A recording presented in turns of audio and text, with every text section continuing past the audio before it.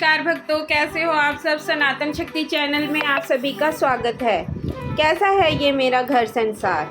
I hope समाज में जुड़ी कुरीतियों को और सनातन से जुड़ी कुरीतियों के बारे में, इन विषयों पर हम बात करने में सक्षम रहे हैं। हम अपना संदेश आप तक पहुंचा पाने में सक्षम रहे हैं। आप हमारी बातों को समझ पा रहे हैं, इस बात को हमारे कमेंट सेक्शन में ज़रूर बताइएगा। क्या आपने कभी सोचा है कि देवी माँ को बलि क्यों चढ़ाई जाती है? क्या सच में काली माँ खून चाहिए या यह परंपरा समय के साथ बदलती हुई एक भ्रांति है? आइए आज हम जानते हैं माँ काली और बलि परंपरा का असली रहस्य हमारे वेदों, उपनिषदों, पुराणों की रोशनी में। बलि परंपरा की शुरुआत कब से हुई? सनातन धर्म की जड़ें बहुत गहरी है। बलि शब्द का अर्थ अर्पण, समर्पण और भेंट है।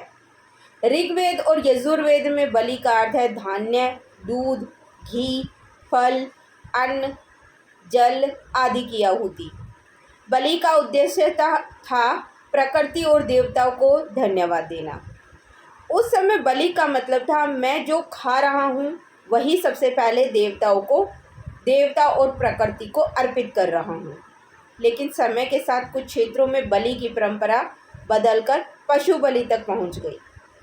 यह हर जगह नहीं है, बल्कि कुछ विशेष मंदिरों और प्रांतों तक सीमित रही। बलि चढ़ाने वाले मंदिरों के बारे में जानते हैं।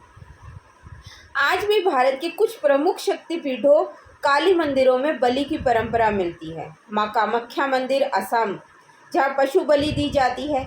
कालीघाट मंदिर कोलकाता, यहाँ भी कभी कभी बलि प्रथा देखने को मिलती है। नेपाल के गढ़ी माई मंदिर, जहाँ कभी हजारों पशुओं की बलि दी जाती थी, हालांकि अब इसे काफ़ी हद तक रोका गया है। लेकिन यह ध्यान रहे, इन मंदिरों में भी बलि का असली अर्थ फल, नारियल, कद्दू, नींबू आदि चढ़ाना था। पशु बलि बाद में परंपरा में आए हैं। ये वेदों की शिक्षा कभी नहीं थी। धर्म ग्रंथों के दृष्टिकोण से देखते हैं। क्या वेदों में बलि का महत्व है? क्या वेदों में बलि की चीज़ें दी गई हैं?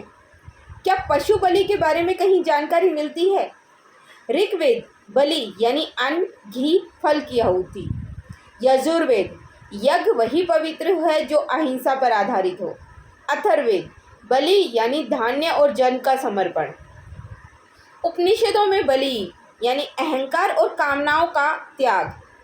कठोपनिषद कहता है आत्मा के जागरण के लिए अपनी बुरी प्रवृत्तियों की बलि जरूर देनी चाहिए। पुराणों में बलि, शिव पुराण में कहते हैं शिव को बेलपत्र, दूध, फल और अन्न की बलि सर्वोत्तम बताई गई है। देवी भागवत में देवी को नारियल, फल, कद्दू और धान्य अर्पण करना ही सच्ची बलि मानी जाती है। भागवत पुराण स्पष्ट कहता है अहिंसा परम धर्म। माँ काली और रक्त बीज की कथा। रक्त बीज नामक एक राक्षस इतना शक्तिशाली था कि उसकी हर रक्त बूंद से नया राक्षस जन्म ले लेता था। देवता और देवियां असहाय हो गए। तब माँ काली युद्ध भूमि में प्रकट हुई। उन्होंने अपने खड्ग से रक्त बीज का वध किया और उसका रक्त स्वयं पिया, ताकि उसकी बूंदें धरती पर गिरकर नए राक्षस को पैदा ना कर सके। इसका गूढ़ अर्थ यह नहीं है कि माँ काली नॉन वेजिटेरियन है या वो इंसान का या जानवरों का मांस खाती है। माँ काली केवल अधर्म, राक्षस प्रवृत्ति और मानवता के शत्रु का ही रक्त पीती है।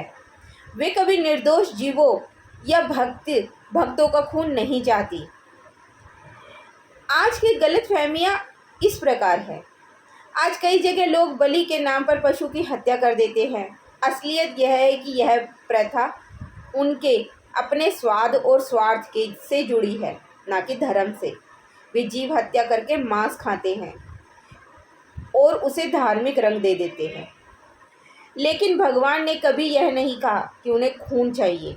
सनातन धर्म बार बार कहता है अहिंसा परमो धर्म, माता भूमि पुत्रो अहम पृथ्विया, यानी पृथ्वी हमारी माता है। जीव हत्या धर्म नहीं, पाप है। बलि का असली संदेश नारियल फोड़ना, अपने अहंकार का त्याग करना।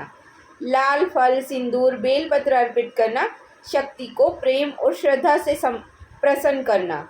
गमले में पौधा लगाना और उसकी सेवा करना प्रकृति को बलि देना बराबर है। सबसे बड़ी बलि है अपने क्रोध की, लालच की, काम की और अहंकार का अंत करना है। तो अब जब भी कोई कहे कि माँ काली खून चाहती है, तो याद रखिए माँ काली केवल अधर्म और राक्षसी प्रवृत्ति का रक्त पीती है। वेद, उपनिषद और पुराण सभी कहते हैं भगवान को फूल, फल, अनाज और प्रेम अर्पित करो।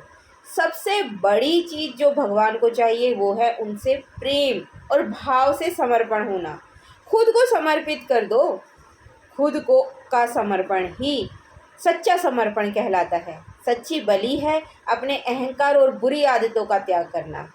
माँ को रक्त नहीं भक्ति चाहिए, यही सनातन का असली संदेश है। जय माँ काली। राधे राधे।